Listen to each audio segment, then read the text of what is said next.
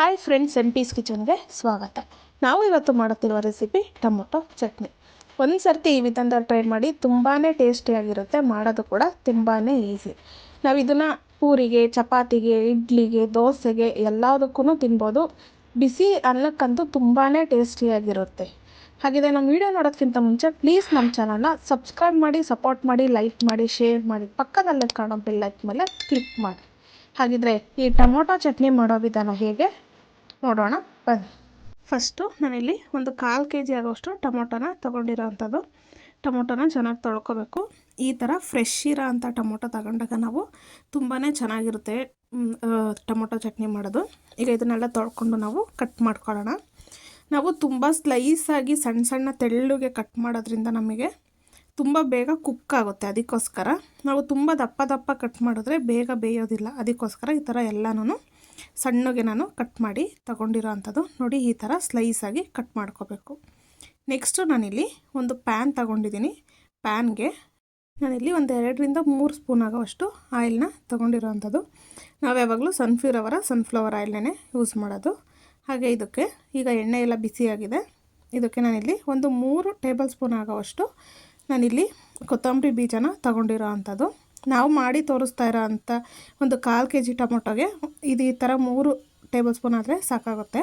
ಹಾಗೆ ಒಂದು ಅರ್ಧ ಟೀ ಸ್ಪೂನ್ ಆಗೋವಷ್ಟು ಜೀರಿಗೆನ ತಗೊಂಡಿದ್ದೀನಿ. ಹಾಗೆ ಒಂದು ಅರ್ಧ ಟೀ ಸ್ಪೂನ್ ಆಗೋವಷ್ಟು ಸಾಸಿವೆ, ಹಾಗೆ ಒಂದು 8ರಿಂದ 10 ಕಾಳಾಗೋವಷ್ಟು ಮೆಂತ್ಯನ ತಗೊಂಡಿರೋ ಅಂಥದ್ದು. ಮೆಂತ್ಯ ಸ್ವಲ್ಪ ಇಷ್ಟ ಆಗೋದಾದರೆ ಸ್ವಲ್ಪ ಜಾಸ್ತಿನೂ ಸೇರಿಸ್ಕೋಬೋದು. ಈಗ ನಾವು ಇದನ್ನೆಲ್ಲನ ಲೋ ಫ್ಲೇಮಲ್ಲೇ ಒಂದು 2ರಿಂದ 3 ನಿಮಿಷ ಹುರ್ಕೋಬೇಕಾಗುತ್ತೆ. ನಾವು ಈ ಥರ ಲೋ ಫ್ಲೇಮಲ್ಲೇ ಹುರಿಯೋದ್ರಿಂದ ನಮಗೆ ಆ ಫ್ಲೇವರ್ ಅನ್ನೋದು ಹಾಗೇ ಇರುತ್ತೆ, ಬೇಗ ಸೀದೋಗಲ್ಲ. ಅದಕ್ಕೋಸ್ಕರ ನೋಡಿ, ಈ ಥರ ಕೈ ಬಿಡದೆ ನಾವು ಆಡಿಸ್ತಾ ಇರಬೇಕು. ನಾನಿಲ್ಲಿ ಖಾರಕ್ಕೆ ಒಂದು 8ರಿಂದ 10 ಗುಂಟೂರು ಮೆಣಸಿಕಾಯಿ, ಹಾಗೆ ಒಂದು 3 ಬ್ಯಾಡಗಿ ಮೆಣಸಿಕಾಯಿನ ತೊಗೊಂಡಿರೋ ಅಂಥದ್ದು.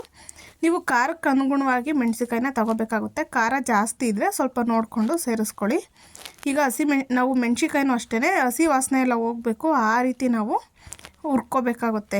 ನಾವು ತುಂಬ ಲೋ ಫ್ಲೇಮಲ್ಲಿ ಇಟ್ಕೊಂಡು ಹುರಿಬೇಕಾದ್ರೆ ಇದು ಚೆನ್ನಾಗೇ ಫ್ರೈ ಆಗುತ್ತೆ, ನಮಗೆ ಹಸಿ ವಾಸನೆ ಅನ್ನೋದು ಇರಲ್ಲ. ನಾವು ಎಲ್ಲ ಪದಾರ್ಥನೂ ಎಷ್ಟು ಚೆನ್ನಾಗಿ ಹುರಿತೀವೋ ನಮಗೆ ಅಷ್ಟು ದಿವಸದವರೆಗೂ ಬಾಳಿಕೆ ಬರುತ್ತೆ. ನಾವು ಯಾವುದೇ ಪದಾರ್ಥನ ಈ ಥರ ರೋಸ್ಟ್ ಮಾಡ್ಕೋಬೇಕಾದ್ರೆ ನಾವು ಸ್ವಲ್ಪ ಹೊತ್ತು ಫ್ರೈ ಮಾಡೋದು, ಸ್ವಲ್ಪ ಹೊತ್ತು ಬಿಡೋದು ಹಾಗೆ ಮಾಡಬಾರ್ದು. ಈ ಥರ ಒಂದೇ ಸಮ ನಾವು ಕೈನ ಈ ಥರ ಆಡಿಸ್ತಾ ಇರಬೇಕಾಗುತ್ತೆ, ಇಲ್ಲಾಂದರೆ ಸೀದೋಗಿಬಿಡುತ್ತೆ. ಅದಕ್ಕೋಸ್ಕರ ಇಲ್ಲಾಂದರೆ ಒಂದು ಸೈಡೆಲ್ಲ ಫ್ರೈ ಆಗಿರುತ್ತೆ, ಇನ್ನೊಂದು ಸೈಡ್ ಹಾಗೇ ಇರುತ್ತೆ. ನೋಡಿ, ಈ ಥರ ನಾವು ಲೋ ಫ್ಲೇಮ್ ಇಟ್ಕೊಂಡು ಚೆನ್ನಾಗಿ ಅದು ಕೆಂಪಾಗಬೇಕು, ಅಲ್ಲಿವರೆಗೂ ನಾವು ಇದನ್ನು ಹುರಿಬೇಕಾಗುತ್ತೆ. ಒಂದು 3ರಿಂದ 4 ನಿಮಿಷ ಹುರಿದ್ರೆ ಸಾಕಾಗುತ್ತೆ. ನಾವು ಮೆಣಸಿಕಾಯಿ ಹಾಕಿದ್ಮೇಲೆ ಜಾಸ್ತಿ ಹೊತ್ತು ಹುರಿಯೋದೇನು ಬೇಡ. ಈಗ ಇದನ್ನೆಲ್ಲ ಒಂದು ಪ್ಯಾನಿಗೆ ತೆಗೆದಿಟ್ಕೊಳ್ಳೋಣ ತಣ್ಣಗಾಗೋದಕ್ಕೆ. ನೆಕ್ಸ್ಟು ನಾನಿಲ್ಲಿ ಅದೇ ಪ್ಯಾನಿಗೆ ಮತ್ತೆ ಒಂದು 2 ಟೇಬಲ್ ಸ್ಪೂನ್ ಆಗೋಷ್ಟು ಆಯಿಲ್ನ ಸೇರಿಸ್ಕೊತಾ ಇದ್ದೀನಿ. ಅದಕ್ಕೆ ಈಗ ನಾವು ಕಟ್ ಮಾಡ್ಕೊಂಡಿದ್ದಂಥ ಟೊಮೊಟೊನ ಸೇರಿಸ್ಕೊಳ್ಳೋಣ. ಈಗ ನಾವು ಕಟ್ ಮಾಡ್ಕೊಂಡಿದ್ದಂಥ ಟೊಮೊಟೊನೆಲ್ಲ ಪ್ಯಾನ್ ಒಳಗಡೆ ಸೇರಿಸ್ಕೊಳ್ಳೋಣ. ಈಗ ಇದನ್ನೆಲ್ಲ ನಾವು ಚೆನ್ನಾಗಿ ಸಾಫ್ಟ್ ಆಗೋವರೆಗೂ ಫ್ರೈ ಮಾಡ್ಕೋಬೇಕಾಗುತ್ತೆ. ಇದಕ್ಕೆ ನಾವು ಎಕ್ಸ್ಟ್ರಾ ನೀರೇನು ಸೇರಿಸ್ಬಾರ್ದು. ನಾವು ಆಯಿಲ್ ಹಾಕಿರ್ತೀವಿ, ಹಾಗೆ ಟೊಮೊಟೊದಲ್ಲೇ ರಸ ಬಿಟ್ಕೊಂಡು ಚೆನ್ನಾಗಿ ಕುಕ್ ಆಗುತ್ತೆ. ನಾವು ನೀರೆಲ್ಲ ಹಾಕಿದ್ರೆ ಜಾಸ್ತಿ ದಿವಸ ಇಟ್ಕೊಳ್ಳೋದಕ್ಕಾಗಲ್ಲ ಚಟ್ನಿನ. ಅದಕ್ಕೋಸ್ಕರ ಈಗ ಇದನ್ನೇ ಚೆನ್ನಾಗಿ ನಾವು ಸ್ವಲ್ಪ ಲೋ ಫ್ಲೇಮಲ್ಲಿ ಇಟ್ಕೊಂಡು ಸ್ಟಾರ್ಟಿಂಗು ಸ್ವಲ್ಪ ಮಿಕ್ಸ್ ಮಾಡಿಕೊಂಡು ಸ್ವಲ್ಪ ಹೊತ್ತು ಒಂದು 2 ನಿಮಿಷದೊಳಗಡೆ ಇದು ಚೆನ್ನಾಗಿ ನೀರೆಲ್ಲ ಬಿಟ್ಕೊಳುತ್ತೆ. ನಾನಿಲ್ಲಿ ಟೊಮೊಟೊ ಬೇಗ ಸಾಫ್ಟಾಗಿ ಬೇಯಲಿ ಅಂತ ಹೇಳ್ಬಿಟ್ಟು ಸ್ವಲ್ಪ ಟರ್ಮರಿಕ್ನ ಸೇರಿಸ್ಕೊತಾ ಇದ್ದೀನಿ. ಹಾಗೆ ಉಪ್ಪು ಸೇರಿಸ್ಕೊತಾ ಇದ್ದೀನಿ. ನಾವು ಉಪ್ಪು ಮತ್ತು ಅರಿಶಿನ ಹಾಕೋದ್ರಿಂದ ಟೊಮೊಟೊ ತುಂಬ ಬೇಗ ಕುಕ್ ಆಗುತ್ತೆ, ಸಾಫ್ಟಾಗಿ ಬೇಯುತ್ತೆ. ಅದಕ್ಕೋಸ್ಕರ ನೋಡಿ, ನಾವು ಉಪ್ಪು ಮತ್ತು ಅರಿಶಿನ ಹಾಕಿದ ತಕ್ಷಣ ಚೆನ್ನಾಗಿ ಇದರೊಳಗಡೆ ಎಲ್ಲ ನೀರು ಬಿಟ್ಕೊಳ್ತಾ ಬರ್ತಿದೆ. ಈ ಥರ ನೀರು ಬಿಟ್ಕೊಂಡಾಗ ಅದು ನಮಗೆ ಬೇಗ ಸಾಫ್ಟಾಗಿ ಬೇಯುತ್ತೆ. ನೋಡಿ, ನಾವು ಎಕ್ಸ್ಟ್ರಾ ನೀರೆಲ್ಲ ಸೇರಿಸೋ ಅಂಥ ಅವಶ್ಯಕತೆ ಇರಲ್ಲ. ಈಗ ಇದನ್ನು ಲಿಡ್ ಕ್ಲೋಸ್ ಮಾಡಿ ನಾವು ಒಂದು 2ರಿಂದ 3 ನಿಮಿಷ ಹಾಗೇ ಕುಕ್ ಮಾಡ್ಕೊಳ್ಳೋಣ. ನಾವು ಇದನ್ನು ಸ್ವಲ್ಪ ಮಧ್ಯ ಮಧ್ಯ ತಿರುಗಿಸ್ಕೊತಾ ಇರಬೇಕಾಗುತ್ತೆ, ಇಲ್ಲಾಂದರೆ ಸೀದೋಗ್ಬಿಡುತ್ತೆ. ಅದಕ್ಕೋಸ್ಕರ ಈಗ ಒಂದು 2 ನಿಮಿಷ ಆಗಿದೆ.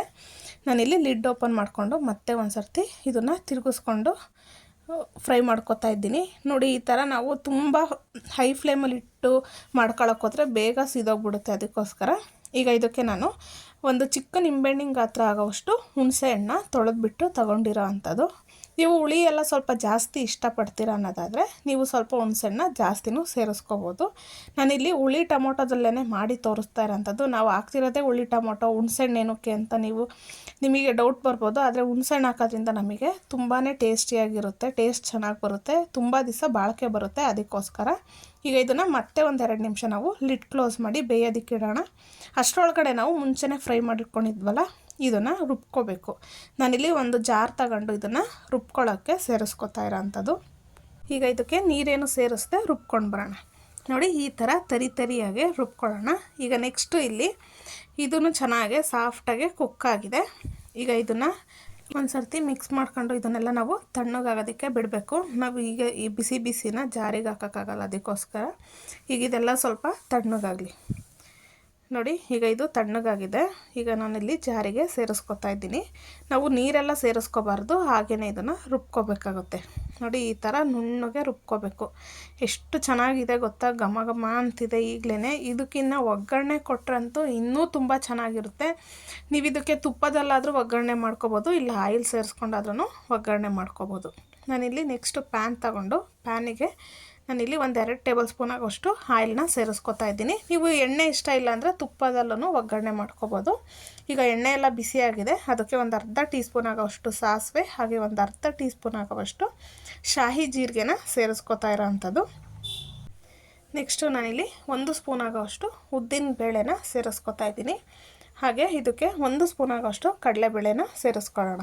ನಿಮಗೆ ಉದ್ದಿನಬೇಳೆ ಕಡಲೆಬೇಳೆ ತುಂಬ ಇಷ್ಟ ಆಗುತ್ತೆ ಅಂದರೆ ಸ್ವಲ್ಪ ಜಾಸ್ತಿನೂ ಸೇರಿಸ್ಕೋಬೋದು, ಇಲ್ಲಾಂದರೆ ಈ ಥರ ಸ್ವಲ್ಪನೇ ಸೇರಿಸ್ಕೊಂಡು ಮಾಡ್ಕೋಬೋದು.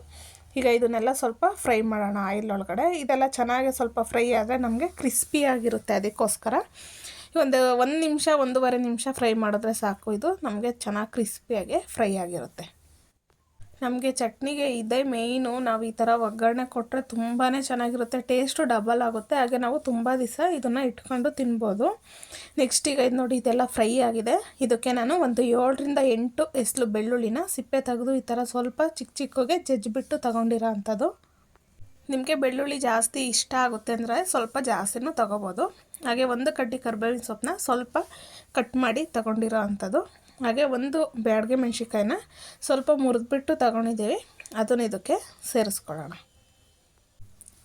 ಈಗ ಇದಕ್ಕೆ ನಾನಿಲ್ಲಿ ಇದನ್ನೆಲ್ಲ ಸ್ವಲ್ಪ ಚೆನ್ನಾಗಿ ಮಿಕ್ಸ್ ಮಾಡ್ಕೊಳ್ಳೋಣ. ಇದು ನಾವು ಲೋ ಫ್ಲೇಮಲ್ಲಿ ಇಟ್ಕೊಂಡೇ ಫ್ರೈ ಮಾಡ್ಕೋಬೇಕು. ಬೆಳ್ಳುಳ್ಳಿ ಎಲ್ಲ ಚೆನ್ನಾಗಿ ಫ್ರೈ ಆಗಬೇಕು. ನಾನಿಲ್ಲಿ ಚೆನ್ನಾಗಿ ಫ್ರೈ ಆಗಿದೆ. ಇದಕ್ಕೆ ಒಂದು ಚಿಟಿಕೆ ಆಗೋಷ್ಟು ಇಂಗನ್ನ ಸೇರಿಸ್ಕೊತಾ ಇರೋಂಥದ್ದು. ನಾವು ಈ ಥರ ಇಂಗು ಹಾಕೋದ್ರಿಂದ ನಮಗೆ ತುಂಬ ದಿವಸ ನಮಗೆ ಬಾಳಿಕೆ ಬರುತ್ತೆ.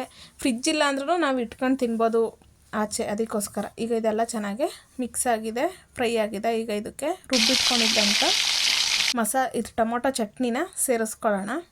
ನೋಡಿ ಈ ಥರ ನುಣ್ಣಗೆ ರುಬ್ಕೊಂಡ್ರೆ ನಮಗೆ ಚೆನ್ನಾಗಿ ಬರುತ್ತೆ. ಈಗ ಇದಕ್ಕೆ ಉಪ್ಪು ಸೇರಿಸ್ಕೊಂಡು ನಾವು ಮಿಕ್ಸ್ ಮಾಡ್ಕೋಬೇಕಾಗುತ್ತೆ. ನಾವು ಟೊಮೊಟೊನ ರುಬ್ಬೇಕಾದ್ರೂ ಉಪ್ಪು ಸೇರಿಸಿರ್ತೀವಿ, ನೋಡಿಕೊಂಡು ಉಪ್ಪನ್ನ ಸೇರಿಸ್ಕೋಬೇಕಾಗುತ್ತೆ. ಉಪ್ಪು ಖಾರ ಹುಳಿ ಎಲ್ಲ ಚೆನ್ನಾಗಿದೆಯಾ ಅಂತ, ಕರೆಕ್ಟ್ ಇದೆಯಾ ಅಂತ ಹೇಳ್ಬಿಟ್ಟು ನಾವು ಒಂದು ಸರ್ತಿ ನೋಡ್ಕೋಬೇಕಾಗುತ್ತೆ. ಈ ಟೈಮಲ್ಲಿ ಏನಾದರೂ ಕಮ್ಮಿ ಇದ್ದರೆ ನಾವು ಸೇರಿಸ್ಕೋಬೋದು. ಈಗ ಇದನ್ನೆಲ್ಲನ ಸ್ವಲ್ಪ ಲೋ ಫ್ಲೇಮಲ್ಲೇ ಒಂದು 2ರಿಂದ 3 ನಿಮಿಷ ನಾವು ಕುಕ್ ಮಾಡ್ಕೋಬೇಕಾಗುತ್ತೆ. ನಾನಿಲ್ಲಿ ಲಿಡ್ಡು ಕ್ಲೋಸ್ ಮಾಡಿ ಒಂದು 2 ನಿಮಿಷ ಇದನ್ನು ಲೋ ಫ್ಲೇಮಲ್ಲೇ ಕುಕ್ ಮಾಡ್ಕೋತಾ ಇದ್ದೀನಿ. ನಮಗೆ ಇದು ಕಲರ್ ಚೇಂಜ್ ಆಗೋವರೆಗೂ ಕುಕ್ ಮಾಡ್ಕೋಬೇಕು. ನೋಡಿ ಎಷ್ಟು ಚೆನ್ನಾಗಿ ಕಲರ್ ಬಂದಿದೆ ಅಂತ ಹೇಳ್ಬಿಟ್ಟು. ನಿಮಗೆ ಸ್ವಲ್ಪ ಬೇಕು ಸ್ವೀಟ್ನೆಸ್ ಇಷ್ಟ ಆಗುತ್ತೆ ಅಂದರೆ ಇದಕ್ಕೆ ಸ್ವಲ್ಪ ಬೆಲ್ಲನೂ ಸೇರಿಸ್ಕೋಬೋದು, ಇಲ್ಲ ಅಂದರೆ ಈ ಥರ ನಿಮಗೆ ಖಾರ ತಿನ್ನೋಕ್ಕೆ ಇಷ್ಟ ಆಗುತ್ತೆ ಅಂದರೆ ಹಾಗೆಯೇ ಮಾಡ್ಕೋಬೋದು. ನೋಡ್ತಾ ಇದ್ದೀರಲ್ಲ ಎಷ್ಟು ಚೆನ್ನಾಗಿ ಬಂದಿದೆ ಅಂತ ಹೇಳ್ಬಿಟ್ಟು. ತುಂಬ ಡಿಫ್ರೆಂಟಾಗಿ ಮಾಡಿ ತೋರಿಸ್ತಾ ಇರೋಂಥದ್ದು. ಒಂದು ಸರ್ತಿ ನಿಮ್ಮನೆಯಲ್ಲೂ ಈ ವಿಧಾನದಲ್ಲಿ ಟ್ರೈ ಮಾಡಿ, ಹಾಗೆ ಹೇಗೆ ಬಂತು ಎಂದು ಕಮೆಂಟ್ ಮೂಲಕ ತಿಳಿಸಿ. ಹಾಗೆ ಮತ್ತಷ್ಟು ಈಸಿ ರೆಸಿಪಿಗೋಸ್ಕರ MP's ಕಿಚನ್ನ ಫಾಲೋ ಮಾಡಿ. Thank you for watching.